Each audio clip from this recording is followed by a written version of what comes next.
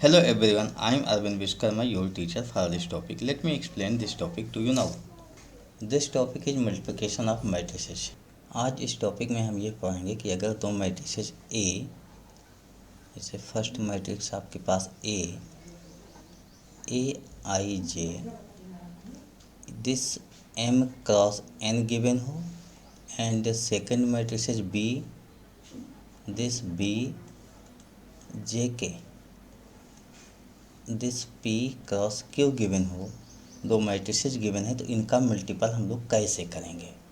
तो ऐसी केस में जब मल्टीपल करते हैं यानी मल्टीपल ए बी, देखिए यहाँ पर समझना होगा कि मल्टीपल होता कैसे है। तो हम लोग ये लेट कर लेते हैं कि ए बी का मैट्रिसेज ए बी इसका मैट्रिसेज सी होता है एंड सी क्या मिलेगा। तो सी क्या मिलेगा, देखिए सी जो होता है वो ए बी का प्रोडक्ट है, तो सी एक अदर एलिमेंट मिलेगा सी, जो कि सी आई के हो जाएगा और इसका ऑर्डर एम क्रॉस क्यू हो जाएगा। तो इसकी कंडीशन हम लोग समझ लेते हैं कैसे होता है। पहले तो ये है कि अगर ये मल्टीपल पॉसिबल है तो आप लिखोगे ए बी पॉसिबल। इसकी पॉसिबिलिटीज़ के लिए आपके पास जो कंडीशन होनी चाहिए वो ये होनी चाहिए कि column of A equal to row of B, ये इक्वल होने चाहिए। यहाँ से क्या देखा आपने कि n इक्वल टू पी होना चाहिए, तभी आपका प्रोडक्ट पॉसिबल होगा। तो ये हमेशा याद रखना कि दोनों इक्वल होने चाहिए। उसके बाद एक एग्जांपल लेके हम समझते हैं कि कैसे मल्टीपल किया जाता है। सपोज कीजिए आपके पास एक मैट्रिसेज ए है, दिस ए है, इस ए को लिखा जा रहा है, यहाँ पर कोई एलिमेंट हो, एलिमेंट हम लोग ऐसे लिख लेते हैं कि 2 3 4 5 एंड बी एलिमेंट हम लोगों के पास जो होता है 1 2 3 0 1 -1। इस तरीके से आपके पास ए बी मैट्रिक्स दिया गया और इसका मल्टीपल करना है हमें। क्वेश्चन आपके पास क्या है, if this then find A B, आपको ए बी निकालना है, ये हो गया आपका क्वेश्चन। अब हमें ए बी निकालना है तो हमने ये चेक किया पहले इसके आर्डर क्या हैं। देखिए आप इसके आर्डर अगर चेक करोगे तो ए के लिए ए का जो ऑर्डर होगा ऐसे 2 क्रॉस 2 दिया गया है, और जब बी की बात की जा रही है तो इसका ऑर्डर 2 क्रॉस 3 हो गया। मैंने जो बात कहा था उसको यहाँ पर याद रखो कि कॉलम ऑफ ए और रो ऑफ बी ये दोनों इक्वल होने चाहिए। दोनों इक्वल हैं, इसका मतलब हुआ कि आप इसका मल्टीपल कर सकते हो, यानी आप ए बी निकाल सकते हो, और जो आप ए बी निकालोगे उसमें आप पहले से ही जानते हो कि इसका जो ऑर्डर आएगा वो रिमेनिंग होगा 2 क्रॉस 3 आ गया। ये आपका आंसर होना चाहिए, ठीक है। इसको हम सॉल्व करते हैं। इसको अब सॉल्व किया जाता है तो देखिए ए बी हमें सॉल्व करना है। पहले हम ए की मैट्रिक्स लिख लेते हैं, वो हमारे पास है 2 3 4 5 एंड बी की मैट्रिक्स नोट कर लेता हूँ जो कि है 1 2 3 0 1 -1। अब इसका मल्टीपल हमें लिखना है, ठीक है। तो हम लोग इसको नोट कर लेते हैं।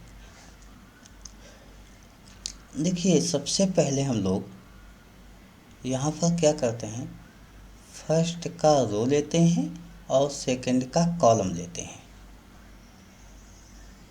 फर्स्ट का रो सेकंड का कॉलम, इसके एलिमेंट लेके फर्स्ट का रो सेकंड का कॉलम, जैसे 2 3, इसको 2 3 मतलब ऐसे उठाया जैसे 1 0 है आपके पास, तो ये ले आके 2 को इसके साथ और 3 को इसके साथ मल्टीपल करके प्लस कर लेते हैं ऐसे।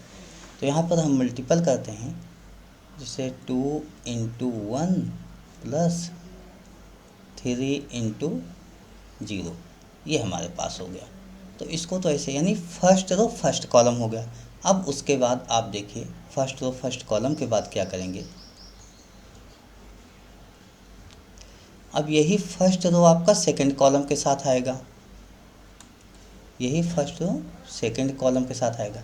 यानी आप क्या लिखोगे, जो 2 और 1 है यही 2 3 इसके साथ आके मल्टीपल हो जाएंगे। इस तरीके से जब इसको मल्टीपल करोगे तो आप यहाँ पर लिखोगे 2 क्रॉस 2 प्लस 3 क्रॉस 1, ये हो गया आपके पास। यानी सेकेंड रो सेकेंड कॉलम, अब हम फर्स्ट रो सेकेंड कॉलम, अब आप फर्स्ट रो के एलिमेंट को थर्ड कॉलम के साथ ले जाओगे और फर्स्ट रो थर्ड कॉलम के प्लेस पर लिखोगे। तो इसको हम लोग कैसे लिखेंगे,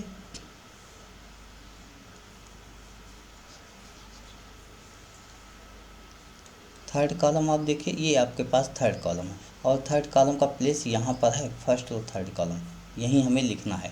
तो एलिमेंट आपके पास जो है वो ये है कि 3 और -1 है, ये 2 3 ऐसे जाके यहाँ मल्टीपल हो जाएगा और इनको ऐड कर लेंगे। तो क्या लिखेंगे, 2 इंटू 3 प्लस 3 इंटू -1, ये हमारा फर्स्ट रो का मल्टीप्लिकेशन अभी कंप्लीट हुआ।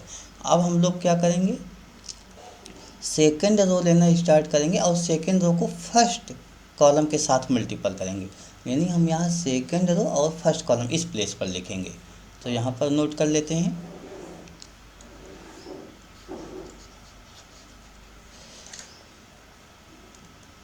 देखिए फर्स्ट कॉलम तो मेरा 1 0 ही था, लेकिन जो ये सेकंड रो है ये है 4 और 5, इसको ले आए यहाँ दोनों ऐसे मल्टीपल किया, यहाँ पे प्लस लगा। क्या लिखेंगे हम, 4 इंटू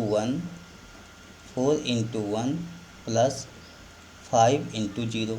ऐसे ही अब हम यहाँ से हटा देंगे, देखिए ये हटा देंगे फर्स्ट कॉलम। अब सेकंड कॉलम के एलिमेंट यहाँ लिखना शुरू किया, यानी फर्स्ट रो को सेकंड कॉलम के साथ जो है 2 1, तो ये नोट कर लेते हैं यहाँ पे। क्या नोट करोगे आप, 4 इंटू 2 प्लस 5 इंटू 1।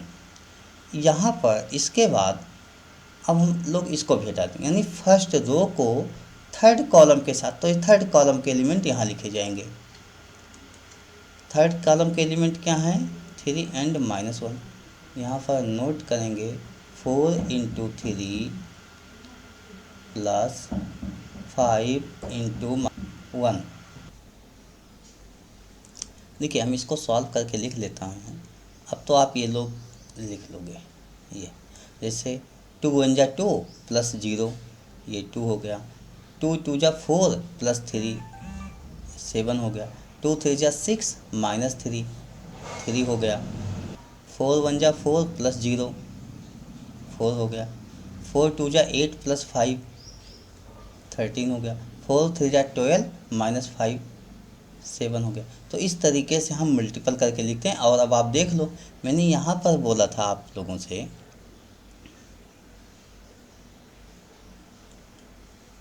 कि ये 2 क्रॉस 3 ए बी आएगा।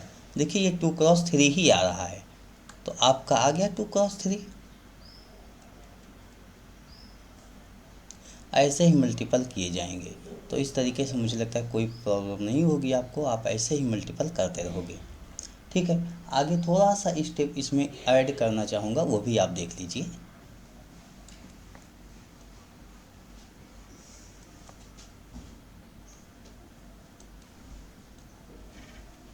देखिए इसमें क्या ऐड करना है, तो ऐड ये करना है आपकी जानकारी के लिए, इसको बहुत अच्छी तरीके से याद भी रखना कि अगर ए बी का मल्टीपल हमने किया, ए बी का मल्टीपल कर लिया, तो ए को आप क्या बोलोगे, ए को जो बोलोगे आप वो होता है प्री मल्टीप्लर।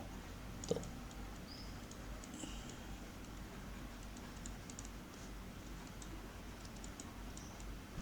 एंड बी को आप बोलोगे, तो बी को आप बोलोगे पोस्ट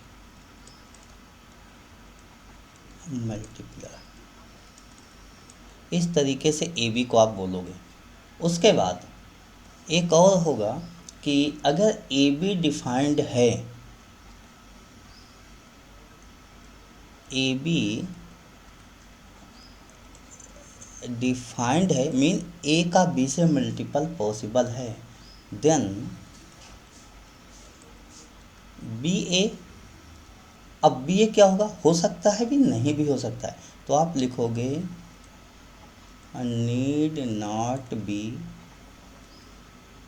डिफाइंड।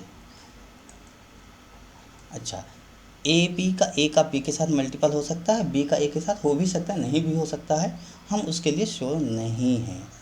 ठीक है। उसके बाद